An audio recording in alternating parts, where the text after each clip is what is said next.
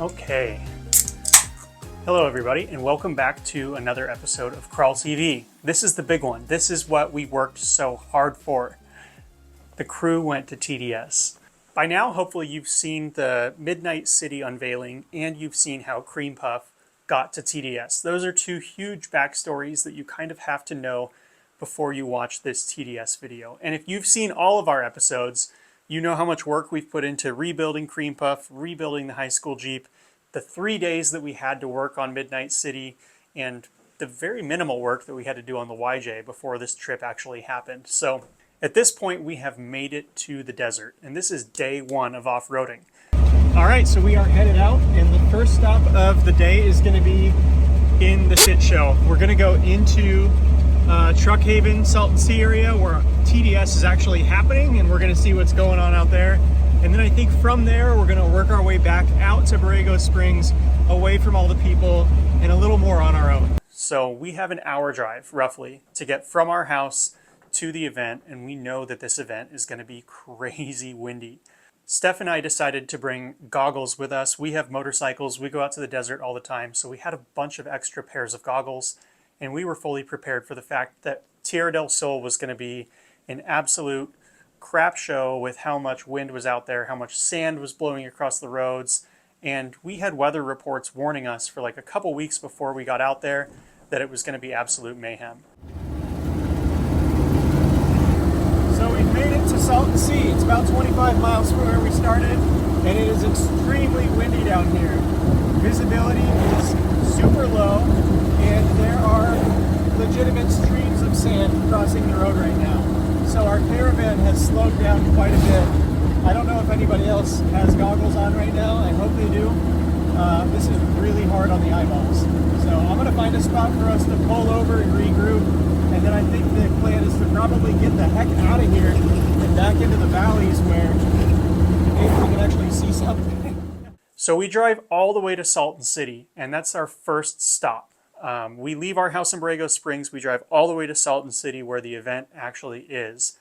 And at this event, we all pull up and park. It's extremely crowded. Wind is blowing sideways at like 30 miles an hour. And we decide, you know what, we're just going to go in, we're going to say hi to a couple of people, and then get back out of there. When we first got in there, it wasn't that bad. It was windy, but the booths were still all in one piece. And people loved copper. Our little puppy had a set of goggles on. That's how prepared Steph and I were, by the way. We had goggles for our dog, and people loved it. Everybody wanted to take a picture with the puppy, and it was really fun. Jack made so much fun of Lee for not bringing, that he was going to bring goggles, that Lee didn't bring goggles. He's borrowing ours, and now Jack just had to buy a pair. Now I got a second pair. They are kids' goggles, but they'll fit fine. As we were leaving the event, that's when the wind really started to take over, and it was blowing people's booths away, people's hats were flying off, people were slipping and falling. Our original plan was to actually go over to the Metal Cloak RTI ramp trailer thing and put our Jeeps on it so that we could compare the different Jeeps that we had, knowing that Enzo's would flex like 3 feet, but Cream Puff, Midnight City, the YJ, and the high school Jeep are probably all pretty limited. But we thought it would be fun to get a good number of what that flex actually is so that we know how we stack up against each other when it comes time to go to the Rubicon Trail. The problem is by the time we got back over to that end of the event where we were parked, where the RTI ramp trailer thing was, it was insanely windy. And so we just said, you know what, the heck with it, we're going to get out of here. We wanted to get back into the valleys where we were expecting the wind to kind of be blowing over and not through the valleys as much, so maybe we'd be a little bit protected by the 50-mile-an-hour sandblast in the face that we were getting. So we left the vendor show and we pulled around across that 86 highway there to the main gas station at TDS, and we all kind of regrouped before heading out into the desert. I know my way around pretty well, but I don't know my way around all of the network of trails as well as Luke and Jack do. So they took the lead and Luke led us out to the main, like, actual TDS trail out there in Truckhaven area. I'm not sure what the plan is now, but we turned into the obstacle course, so we might be going through it. We'll see. The wind, I think the wind was even worse out there. So we decide, you know what, we're going to hit this RTI ramp. I want to see how the high school Jeep does. I'm not going to wait for that trailer back at the event, but since this thing's right here, it's just like a mud mound. Let's do the RTI ramp and just see how we stack up against each other. So I pulled the CJ7 up to it, and it was pretty disappointing actually how little flex I got out of the CJ7. I really thought that it would have a little bit more to it than it did, but that's what it was. As soon as I got up to a certain point and that back tire came off the ground, I had not gone very far up that little hill. So I backed down, and then it was Luke's turn in the cream puff Jeep to go up the RTI ramp. And I was even more surprised that cream puff did as poorly as it did on that RTI ramp, because when we were at the shop working on cream puff, we actually flexed it out with a forklift and it did surprisingly well. So I'm not sure what was going on. Something seemed a little off. Maybe his rear end wasn't locked or something. Something was wrong, because he barely got up that hill and the back tire picked up, and it just didn't really do anything. But we got through the high school Jeep and cream puff on the RTI ramp, and then Enzo put his JL up on it, and his JL performs so well with that Synergy suspension and those really nice Fox shocks that he has. And it just, I mean, it was almost at the top of the RTI ramp and he was just hanging out. He actually backed up the ramp and made it almost to the top in reverse as well. So he has an extremely capable Jeep. His Jeep goes everywhere that we go, because we need somebody that has onboard air and all the recovery tools and all the recovery nuts and bolts and things, as you'll see later, that we don't carry. So Enzo was really the hero of the show, getting all of us from point A to point B when we needed his help to air up or replace bolts or find a missing hub in the ground or something like that. So anyways, we get off that RTI ramp. Chris and Jack didn't hit it. It was so freaking miserable and windy that we just decided, you know what? Let's get out of here. Let's actually get on that trail. Let's get deep in the valley and let's get underneath this wind. So as we were leaving that main area, the wind was so bad. It was coming from left to right as we were leaving, and it was blowing across my face that I actually found sand in my ear about a week later. It was just blasting into the side of my head. So it was rough, and it was really time to get out of there and do something else. As we were driving from that area to the TDS trail, you could see tents that were completely collapsed and blown over, flapping in the wind. People's awnings ripped off of their trailer, and there was actually a large caravan of trailers. People were just leaving the event in droves because it got so windy out there in the desert. And that's not uncommon. Every time it rains in San Diego, it gets windy in the desert. And that's something that we knew about, but we can't change the date of this event. Chris flew out from Texas for it. We had a lot of moving parts, so we stuck with it. We did TDS on TDS weekend, but it was a rough one. When we were leaving that main event area and we were back on the road headed toward the TDS trail, we were on pavement and Enzo was right behind me and Steph. And he came over the radios and he said, "Hey, it smells like somebody is burning gear oil really bad. There's like a cloud that I'm following." And you have to consider the fact that the wind is moving across the road at 30, 40 miles an hour and it's blowing sand. So the fact that he can smell burning gear oil means that something's got to be pretty serious. But we didn't know who it was. There were no obvious signs of anything going wrong mechanically on the Jeeps. So we kept going and we got out to the beginning of that off-road area. So we get out to our main TDS trail and we start winding down this kind of sandy wash. No big deal really. And we get further into the desert and exactly like we thought, we get underneath the wind. So we get to a point where it's calm and we know 50 feet above us, there's just roaring sand. But we were completely unbothered down in the bottom of these canyons. So it was much nicer to be out off of the main drag, away from all the chaos and people, and out of this wind. So we were able to get back into these valleys. And this is where the off-roading and adventure really begins for us, because at this point, now we are in four-wheel drive. We're locking hubs. You know, we're testing these Jeeps for the first time on all of them. So this is where the adventure begins, trying to get back to our Airbnb. So the one thing that I found kind of difficult for us was when there is two-way traffic going down the roads. Everybody has to pull way over to one side. There's really no room for two vehicles side by side. So Jeeps are kind of like tilting into each other as they pass because you're in this canyon. It gets really tight. So after a few miles of off-roading through those canyons and passing other vehicles and the whole group pulling over, or somebody else's whole group pulling over so that we could get back into them, we got back to a point in the canyons where there was an obstacle.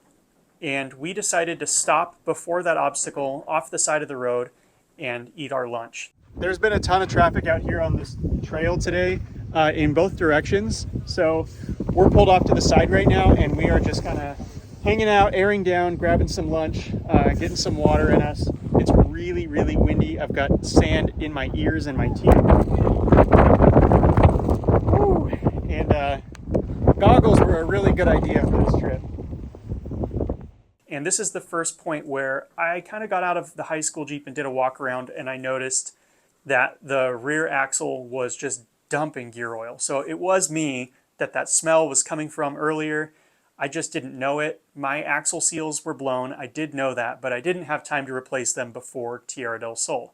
I just didn't know how bad they actually were.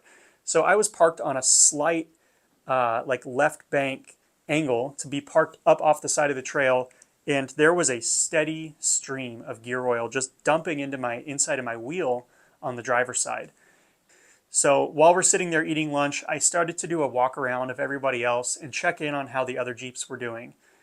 I go up to Chris's Jeep, the Midnight City M38A1, and I check in with them, and he has been hearing this crazy noise as they're driving, so they have their hood up, and it turns out that their radiator fan was actually catching the coolant overflow hose and chopping it up. So not a big deal at all, like one zip tie, and that problem is fixed. And at this point, I went up to Luke and I was like, hey, how's everything going? And he said, it's going great. I have no brakes, but I'm having a ton of fun. So I felt like we were in pretty good shape. Everybody was still moving and driving down the trail just fine. So Chris decides to go off ahead and see if he can find something content worthy, as he called it. So Chris went off ahead and then he just came back all excited and said he found a good area that would make good content. So I know that this is going to be awful, but we're going to follow him out into the valley and see what he found. We pack up our lunch spot and we go out and we hit this obstacle, and Chris is the first one up it. He goes right up it, right back down. And I'm like, wow, that was pretty impressive, you know? I really thought that the M38 was going to struggle a little bit more than it did because it has open diffs, it's got a small block Chevy in it, it's a rumbler, you know, it's not necessarily like a rock crawler. That's what he's going to fix it into. He's going to put lockers in it and he's going to make these modifications, but right now that's a street Jeep with all-terrain tires on it, if you ask me. So he went right up it and right back down it. It was very impressive, and then it was Jack's turn. And Jack, I knew, was going to be one of the more limited Jeeps in our group because he has basically stock suspension. It's very stiff, and he has open differentials. So he's not going to get a lot of flex, and with open diffs, that means he's going to hang tires out in the air, and those tires are going to spin. So Jack struggled a bit coming up this hill.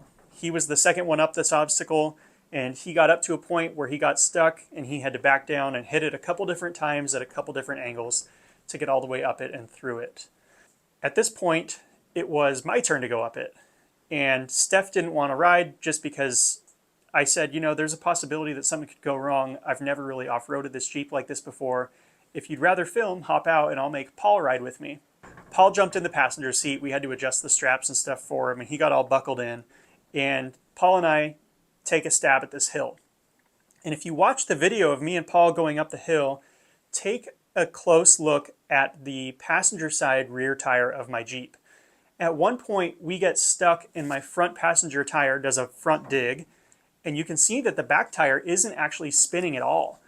And that's kind of the first clue that something's going on, but I couldn't feel that from the driver's seat, so I didn't know that I was having a rear locker or rear axle issue at the time. I still thought all four tires were spinning and I just got stuck. So Paul and I get to the top of this obstacle, and then we go back down the other side, and it was just really fun. It was fun to push these Jeeps a little bit farther than any of us expected to, and they all did very well. The next one in line was Cream Puff, and I was more worried about Cream Puff than any other Jeep. At this point, I had never driven Cream Puff. I'd only ridden in the passenger seat, but I knew it had its shortcomings with super small axles, super big tires, no brakes, and it's a carbureted V8, and we were on some pretty steep angles, so I thought it might cough and spit and not run very well. Luke comes up this obstacle in cream puff, and he gets to about 2/3 of the way up, and the Jeep dies, and he has to roll it back to set one of his rear tires up on a rock.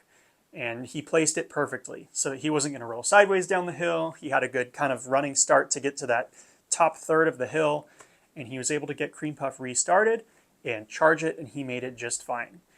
His girlfriend Erin in the passenger seat was such a trooper through this whole trip, because that Jeep sits you up really high. The seats are super slippery. You have nothing but a lap belt, and let's just say the Jeep is limited in a lot of ways because it's just an old Jeep. It's a 1958, and so it doesn't have a ton of flex. It doesn't have the ability to off-road like a modern Jeep does, but Luke really put it through its paces, kept it on all fours, and did a great job with this thing. So the downside of this obstacle coming back down to the main wash was arguably tougher than going up it. So when we watched Luke go down this thing, I was concerned about all the off-camber for him because it kind of opposite flexed the whole way down. And then at the very end, it was just like a hard driver side angle to get out of it. And when Luke was going down, he asked me if he was supposed to make a right or left turn at the bottom. And I told him to make a left turn, meaning we're going to continue on this trail, we're going to keep off-roading. And Chris Miller with the Midnight City Jeep told me, no, he should make a right turn. He has no brakes. Like, this is the end of the line for our off-roading. And I talked to Luke about it, and Luke was like, no, I'd love to keep going. I know I don't have brakes, but I will just live with the little bit of brakes that I have. I want to keep off-roading. And so we decided at that point, that was like our go, no go point. We decided we're going to go. We're going to keep going, and we're going to carry out this mission to go all the way through the desert with these old Jeeps. So we continue down this wash, and we get to a point where there's a left turn that kind of goes up a hill. And this is the beginning of the official TDS trail. So we're now on the actual TDS trail, but we're running it in reverse, I believe. So we go up this mound of dirt, and for some reason, the high school Jeep just can't get over it. All it was I was turning out of a wash and trying to go over maybe like a 6-foot tall mound, not steep, but just off, like I was getting a little bit off camber turning up into it, and the Jeep would not go up it. Paul and Enzo were in the JL behind us, and they were laughing at us because they were like, what the heck is your problem? Go over this little dirt mound. You already made it up the main obstacle. Why are you getting stuck on the basic trail here?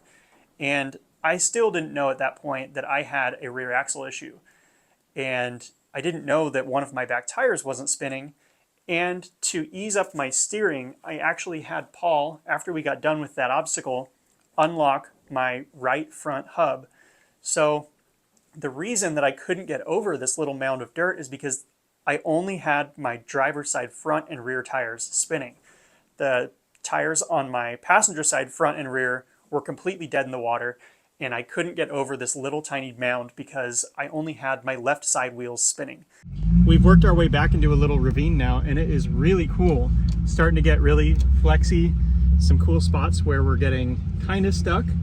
For some reason, there was one little hill that I couldn't get over, and it was nothing. It was just like a mound of dirt. But we did it. When this Jeep has one hub engaged in the front and the locker engaged in the rear, it just wants to dig down. It doesn't want to go forward at all. I probably need to air down my tires. I'm the only one who didn't. Shh, don't tell anybody. So we continue up this TDS trail, and we're all bumping along pretty good. Nobody's having any major issues. We're talking on the radio. Everybody's having fun. And we're making it through a lot of very difficult obstacles. But we were all kind of chugging along at a normal pace where nobody was hard down stuck. Nobody was broken. We were just kind of maneuvering and learning our vehicles because this is really our first time off-roading them. And we get all the way through all of these big flexy spots and tight hairpin turn spots, and we get up to a point where it is a final chute to get off of this trail and back up to a major bluff where you can kind of overlook Borrego Springs. We're coming up this chute, and I kind of have to feather the clutch in the high school Jeep because there's no low range. And so even in first gear for low, the Jeep wants to move pretty quickly through the obstacles. And I was trying to kind of balance that by using a little bit more clutch and a little bit more brakes. And I was about a third of the way up this canyon, and my clutch pedal just ping fell to the floor. And I was like, okay, well, I have no clutch at all now. Something just broke. And I decided to just park the Jeep there and figure out what was broken. We're climbing out of this ravine right now, and my clutch pedal just went all the way to the floor. If you guys remember in that bell crank video that I made, there is a push rod that goes into that throwout bearing mechanism, and that push rod is just dangling. So I think as long as I can push my clutch in with like a crowbar or a pry bar, I should be able to get that linkage back in and get my clutch back. But right now we're really stuck. There's no way to get out of this spot. At this point, the M38, the Cream Puff Jeep, and the Surf and Sahara YJ have all made it to the top of this chute. They're all sitting at the bluff, and they walked back down to where I was broken, and they were like, you're not going to believe this, but the winds up top are like 100 miles an hour. And we were just having a normal conversation with each other. There was no wind at all where we were. It was pretty wild. And so I was like, okay, well, this is a really good spot to brake because I can work on my Jeep without getting sandblasted in the face. Let's get this fixed.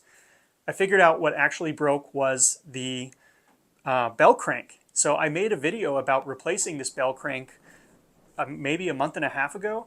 And in that video, I took the bell crank out. I put new bushings in it, new pins in it, new boots on it. I pumped it full of grease. I replaced the bolts. I got it leveled so that it wasn't touching the body mount like it used to.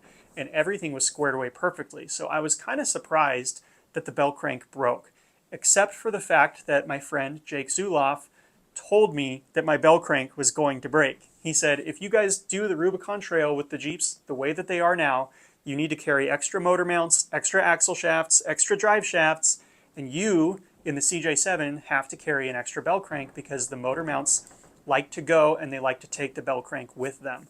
So I had that in the back of my mind thinking like, okay, this is one of those things that could fail. I trust what my friend Jake has to say. He's been doing this a long time. And sure enough, that bell crank did break. But it didn't break so bad that I couldn't put it back together. It just kind of blew apart. So I was able to pull the bell crank out with the right tools that Enzo was carrying. And I was able to get everything kind of shoved back into place where it should be. So I just knew that from this point on, I had to be careful with my clutch so that it didn't blow apart again. All right, so the bell crank is back together minus that little nylon bushing and that pin. If you don't know what I'm talking about, check out the bell crank video I made. But I have it back together without the bushing and the pin. I should be able to get up this little sluice, and then we are at the top of a bluff once we get out of here.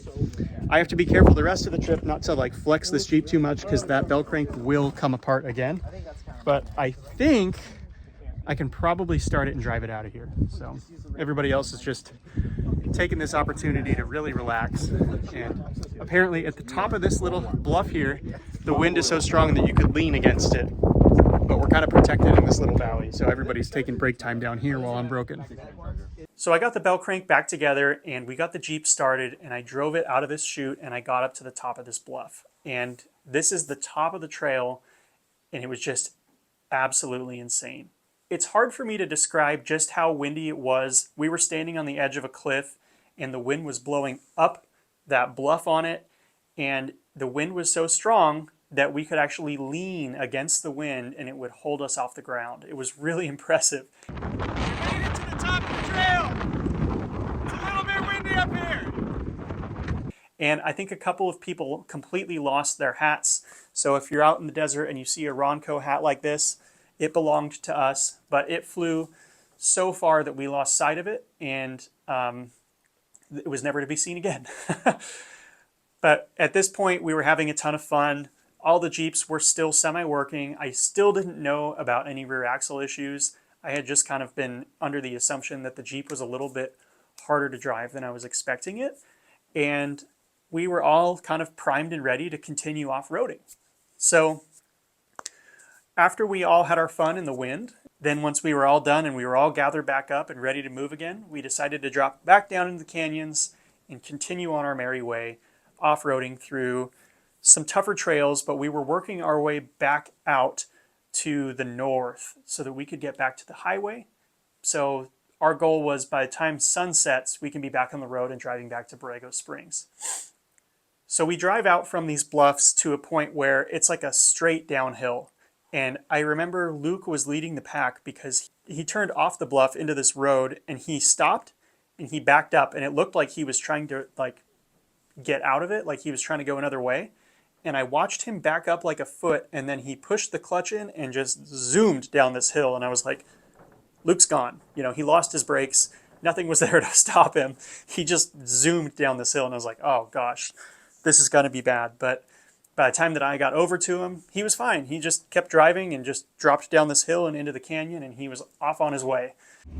We came down from the bluff, and we found another trail that is super flexy, and I have a broken bell crank, and Luke just came over the radio and said that whatever's ahead of me, my bell crank is not going to like, so that inspires a lot of confidence. I can't wait to see what it is.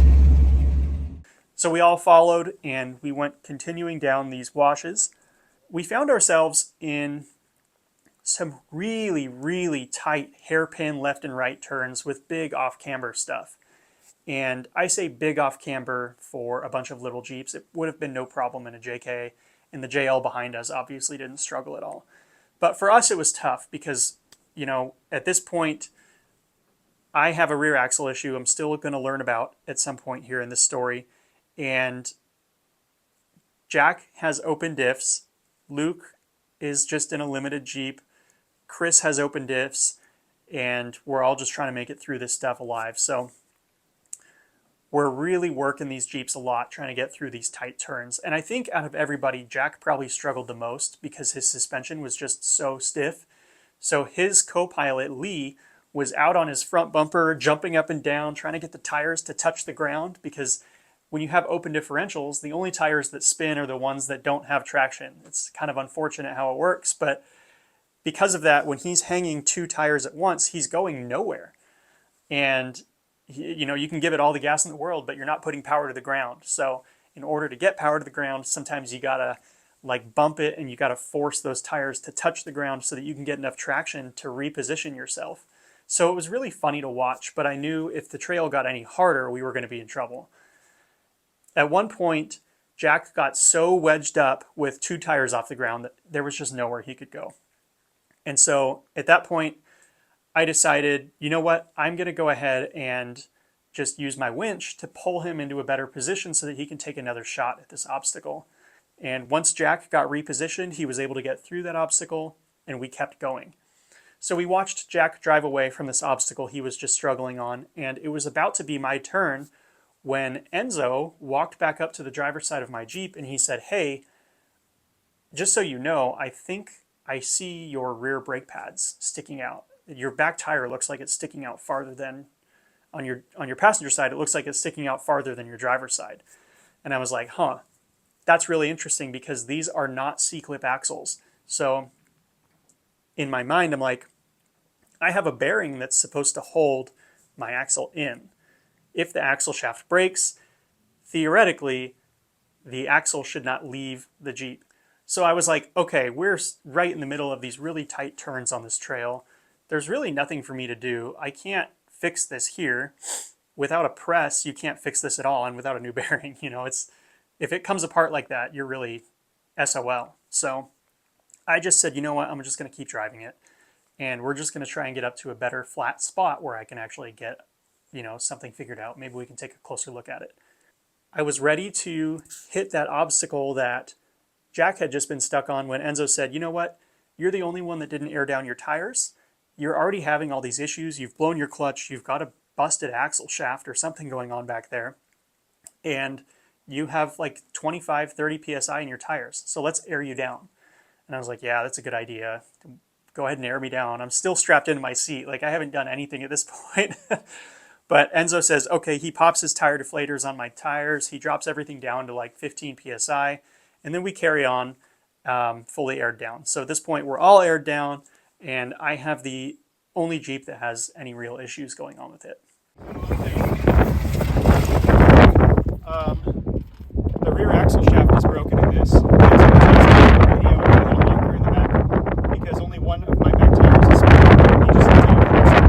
And my right rear wheel is walking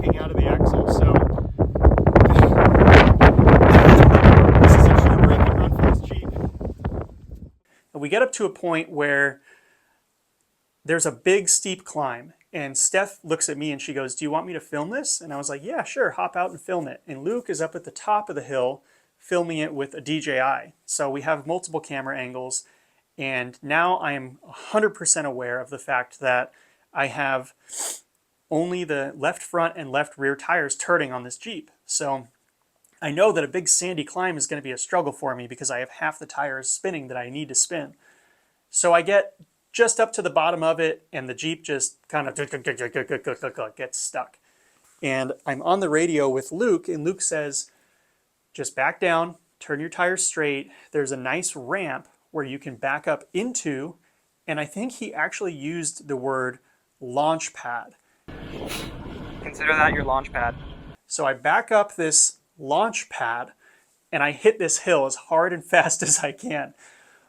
But the problem is, I didn't know when I got to the top of the hill that it was going to be straight down on the other side, and I had to make an immediate right turn. So I fly up this hill, and I get up to the top, and my front end tips over it, my back tire comes off the ground, and I realize that if I go straight, I'm going 40, 50 feet straight to the ground. It was just a ledge.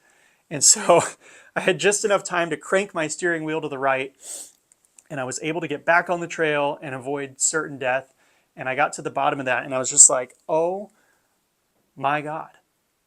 That would have been great to know that there was such an immediate right turn at the top of this thing, and I was launching my Jeep up it, trying to get up this hill. Well, it's been a fun day. I almost died. Me and Copper almost just jumped off a cliff and died. I just took a look at the rear axle. I'll show you guys when we get back. That rear end is totally walking out like a C-clip axle would. I can see my brake shoes right now. That's not a good sign. And Enzo aired me down earlier, and he aired my front driver's side tire down to like 1 PSI, so that's not good. And we're just out here trying our best. My bell crank is barely holding together. I can feel the clutch. I can feel like it's gonna slip off of that ball. I can feel it in the clutch pedal. It hasn't again yet, but I'm really, really glad we brought that new versatile trailer with us, because this thing's not going far. So that was really fun. At that point, I was like, this Jeep is totally done for, but the axle was still kind of hanging in there. It just wasn't turning. So I just thought for sure that the axle shaft had snapped, and it was just going to hang out for the rest of the drive. So Steph gets back into the Jeep when I get down to the bottom of this wash, and everybody kind of reconvenes, and we decide, yep, we're going to head out this sandy wash now. We're heading north. We're going to go up to the top of these mud canyons, and there's this trail that kind of zigzags along the top of these canyons. And we'll follow those zigzagging trails out to a flat spot in the desert, and then we'll just take like a whoopy sandy road back to the pavement, and then we can hook left and head back to Borrego Springs. We've made it. Hooray, we're done. We all survived. So we continue through this trail, and we get up to another point where it's kind of like a tight left turn and then a rocky climb. And I make the left turn, and I hit a rock with my tire, and it blows off the bead. And I kind of knew that this could be a problem with the high school Jeep because it has 10.5-inch wide tires on a 10-inch wheel. So the sidewalls are like this. Like most tires would be like this. This thing's like, it looks like it's stretched almost. So there's not a lot holding it on. And when you air down your tires, now you've got a super wide wheel with a narrow tire, and you don't have a lot of air pressure holding those two pieces together. So I hit this rock, I blew the tire off the bead, and I was like, man, I cannot catch a break today. I've blown up my clutch bell crank. I'm now well aware of this rear axle being a major issue for me. I just aired down, and now I blew a tire. So everybody else is doing fine. Jarrett is falling apart. Well, we didn't go very far. My tire debeaded. So Enzo is pulling his rescue Jeep, the JL, around to save the high school Jeep right now. We're gonna put air in this, get it back air it up, and then I will continue to limp this thing off the trail. Now is probably a good time to show you guys that broken rear axle shaft, though. It is pretty ugly. Hopefully it's walked its way back in a little bit, but I don't think it works like that. Okay, so it totally did walk back in. I could see my brake shoes over here earlier, and now I can't see them, so that's good. That That's a good thing. I'll show you guys, if it walks out again, I'll show you how bad it gets, but I could see my entire brake shoe earlier. Not good. Enzo is always there to come to the rescue, and he turns his Jeep around, he pulls his air lines out, and he hooks up to my Jeep, and he makes sure that all of my tires are at least at 15 PSI. We get that tire back on the bead, and we continue on our way. All right, we are aired up. Let's get the heck out of this trail. Oh, This is so good. Steph's favorite wheeling snacks. Oh, snap! What? Sponsor me. So we get up to the top of these muddy hills, and we're kind of zigzagging through, and it's just absolutely beautiful. Springtime in the desert is something that you have to experience if you've never been there before. There are wildflowers bursting everywhere. We had this beautiful golden hour sunset going. It was just so peaceful. The wind had died down. I was just like, oh my gosh, this is gorgeous. And we're driving along these trails, and I'm still keeping a pretty close eye on that rear axle, and it hasn't moved at all. So we get past these mud hills, and we're into the flat part of the desert where it's just whoops and sand. So we were just cooking along at a pretty good pace. We made it out of everything. We're on a bumpy road right now, but check out those clouds. Oh man, it's actually kind of going away now, but it looks like a face. And then I feel this rear axle finally let go, and it just boom, popped out. I see the tire in my rearview mirror go way out to the side. I can see my axle shaft, and I can see my rear brakes sticking out, and I go to hit the brake pedal, and there's just no brakes left. And I was like, okay, I'm calling it. Time of death. This is where this Jeep is done for the trip. It's not going any farther. This is going to be a huge mess to fix this AMC 20 rear axle. This is it. We're done. So we all stop, and we decide Enzo has the most capable Jeep and the fastest Jeep. He can do 80, 90 miles an hour down the road. So I tell him where the keys to my truck are in our Airbnb, and he loads up and hits the road to go all the way back to our Airbnb to get my truck and trailer to come back out and rescue us. Well, we did not make it very far. I can almost see the road. We did not make it. Let me show you what this rear axle looks like now. La la la, leaking a ton of gear oil. Not a big problem, but then, ba-boom! That's my rear brake. That is my rear axle bearing, totally blown up. So, yeah, we're totally stuck. This, by the way, is what I wish my stance would look like. So this is just practice for how much stance I really want out of this Jeep. I think that that's probably like 4 inches out. So that would look so much better, right, than this? Yeah, yeah, that would look so much better. So anyways, now I know that I want new axles out of this. So needless to say, we are stuck here in the desert for a while. Enzo just went out to get my truck and my new versatile rock crawler trailer. The reason that I bought the trailer is for situations like this where I'm not gonna get out of. I'm so lucky that we completely hard broke within road distance. If you look really closely, you can actually see cars passing in the distance. Way out there, there is a road and there are cars going down it. So I broke down a mile from the highway on flat ground that I can access with a trailer. I couldn't ask for a better day of wheeling. I could see the trailer coming from a mile away because it had those brand new LED lights glowing on it. And Enzo pulled it around. Chris actually went out and led Enzo back in because at this point, it's now pitch black in the desert. We get this Jeep driven actually onto the trailer. We get it strapped. We get the winch sucked down onto that front bumper of the trailer, and we head back to our Airbnb. So we got back to our Airbnb. Enzo cooked us an amazing meal for the second night in a row. The first night we were at the Airbnb, Enzo cooked 12 pizzas in his personal pizza oven. The second night that we were there, Enzo made pollo asada, carne asada, this huge taco spread. It was absolutely chef's kiss, delicious. So the next morning, we all get up at our own times and we go out and we decide that we're going to film this podcast that Chris has been talking about. And the podcast that we filmed kind of covered how I got the high school Jeep, how it became a project that sucked Luke and Jack into it, and then that convinced Chris to buy a Jeep, and that's how we ended up at TDS and how we all got here and the Herculean effort that it took to make all these Jeeps run and drive to the point where we could actually do TDS. It's going to be a really entertaining podcast, and that's going to be on Chris's channel, the Kilo Mike channel. So we're sitting around doing this podcast, and the Airbnb cleaning crew shows up, and they're like, you have to get out of here. Somebody's renting this house for like 14 days in a row starting tomorrow.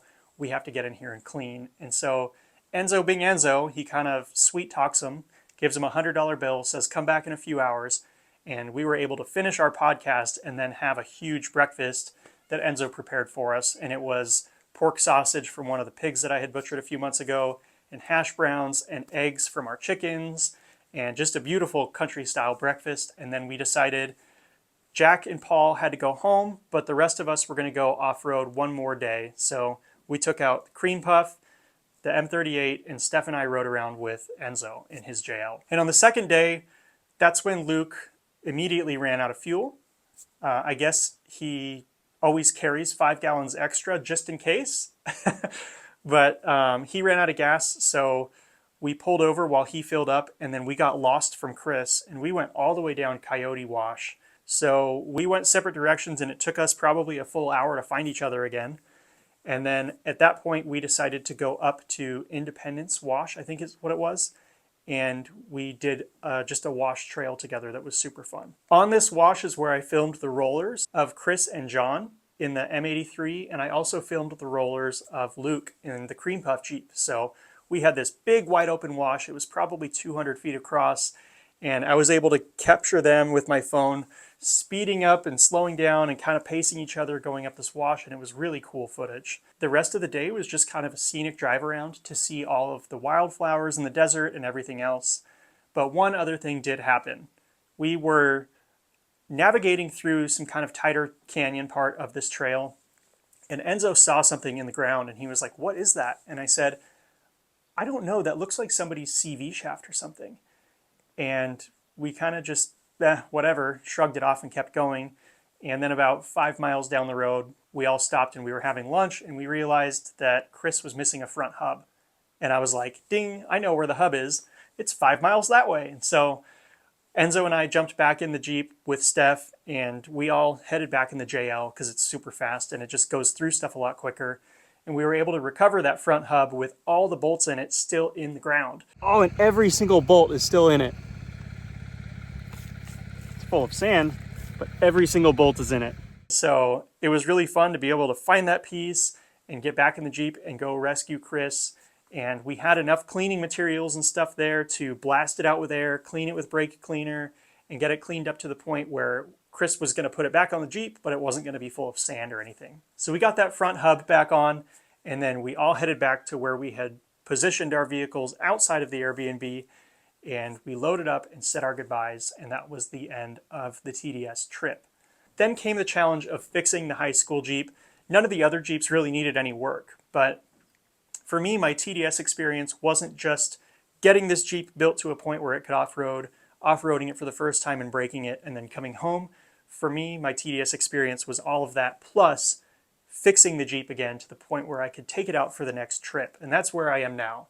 I have the Jeep fixed, but not without a ton of effort. So that AMC 20 came apart. We took it back down to Ronco trailers, and we pulled the axle shafts out, and right away we discovered a couple of really fun things. Number one, I did not snap any axle shafts. What happened was the passenger side rear axle shaft actually just rounded out. All the splines got rounded off of it, and it was only engaging about 1/2 inch of splines. So we were like, that's really weird. And Enzo shined a light down the axle shaft, and he was like, there's something else in the axle shaft, but your axle's in one piece. I don't know what the heck is in there. So he took a magnet and stuck it in the axle tube, and he pulled out a modified washer, like a 19 millimeter that had been filled with weld and then ground smooth and stuck in the axle. And it took me a lot of research online to figure out that this was actually called a thrust block, and it's used in two-piece axles where you have axle shafts that are splined on both ends. It keeps the axle shafts from slipping inward inside of the carrier and touching each other. If you have an open differential, there's actually a thrust block with a pin through it that goes through your spider gears. But once you do a one-piece axle shaft conversion, You're not supposed to have that part, so it was really weird that it was in the axle at all. But we also found out that the axle had not been assembled properly, the inner seals weren't there. Instead of a spacer, which preloads the bearing on the driver's side rear axle, they actually used a bearing race. So it just had kind of a hodgepodge of parts. It looked like a trail repair. And we were like, well, no wonder this axle just leaked all the fluid out immediately once we started off-roading it. So we got all the pieces put back in the correct order. Steph actually had to drive from our house all the way down to Rubicon Trailers, which is an hour away, at like 11 o'clock at night to drop off a couple of parts for me that I forgot at home. And we put this whole axle back together, and the way it goes on is like a retainer plate, an outer seal, a like huge backing plate for the brakes, and then a bearing and a bearing retainer. And then inside the axle is an inner seal and then a spacer that preloads the bearing. And now that one-piece conversion AMC 20 narrow track rear axle is completely fine again. Then I took the Jeep home, and while it was here at my house, I was able to replace that clutch mechanism, and I also did a steering wheel conversion on the Jeep, which turned into having to replace the whole steering column because of a little mess up that I did on the steering column. I'll talk to you guys about that another time though. But anyways, that is the full TDS story from beginning to end. I know that's a lot, but it was quite an eventful trip, and we had a ton of fun. The amount of work that all of us put into this to make this happen, the amount of work that Enzo did, Luke did, the work that Jack did in Enzo's shop working on everybody else's Jeeps, and then the limited amount of time that Chris had to pile all these parts and projects into his Jeep before we off-roaded them was just incredible. And this is what off-roading is truly all about. It's setting a goal, it's getting things done, and it's getting all of your friends together to get out there and have a good time. I can't explain what a necessary trip this was for us, just for our friendships, for our mental health, to just go enjoy the desert, spend time together, and have a great time off-roading in the process. So if you guys have a project at home that you've been thinking about starting, or maybe you've stalled out on it, find somebody else that's at the same point in their project, or convince one of your friends to buy a Jeep like I did, and get them motivated enough to go out and off-road together. You will not regret it. It's worth every penny and every hour spent that you guys do this. So that's the TDS story in a nutshell. I hope you guys enjoyed it, and I will see you all on the next episode right here on Crawl TV. Thanks for watching.